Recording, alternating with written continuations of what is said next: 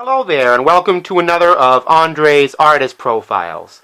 Now, today I'm going to be profiling a somewhat lesser-known artist. During the late 80s and early 90s, there were a lot of female soul and R&B singers that were being signed, and I'm sure that we all know them all.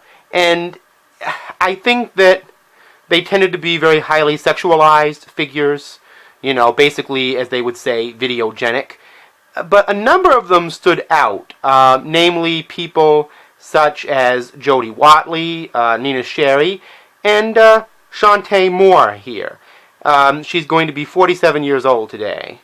From the late 90s to the early 2000s, she was actually married to Kadeem Hardison, who played Dwayne on the television series A Different World. She had one child by him, and she's been married again since, and had another child by her second husband, who she's also broken up with. Anyhow, on a less personal level, Chante Moore is unique because she blends a heavy dose of jazz-oriented styling into her singing and her urban contemporary variety of soul, which varies between mid and up-tempo and ballad-type songs. And this is her first album. I don't have everything in her catalog, but I do have some things. This is her first album, Precious, from 1992. Let me show you the back. Now, this album, I apologize for the broken jewel case, but they're very fragile. It's kind of a custom CD label on Silas Records, a subsidiary of MCA. Here is her second album from 1994, A Love Supreme.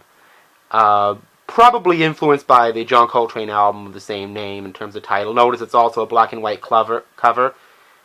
She reminds me a little bit of Ethel Waters, the look she has on that. Anyway. Another album kind of in a similar style. Another custom label inside it.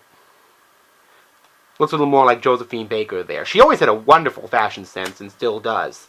Now, much to my surprise, she's had a few albums out here and there since then. She came out with a new album. I don't want to judge things by covers, but when I saw her stripping or looking like she was doing a striptease on this cover, which is the More is More album released last year, I thought to myself, oh boy, she's going to do hip-hop with a lot of sexually explicit language and just be very typical.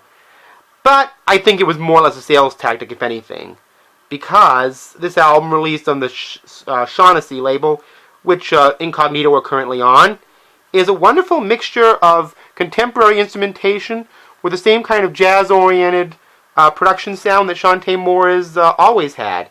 She even does a little bit of gospel on this.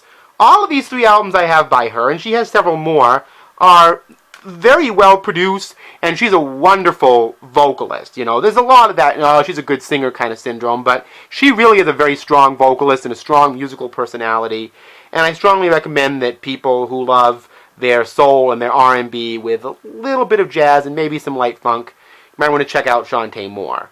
So, as for you music lovers out there, see you next time.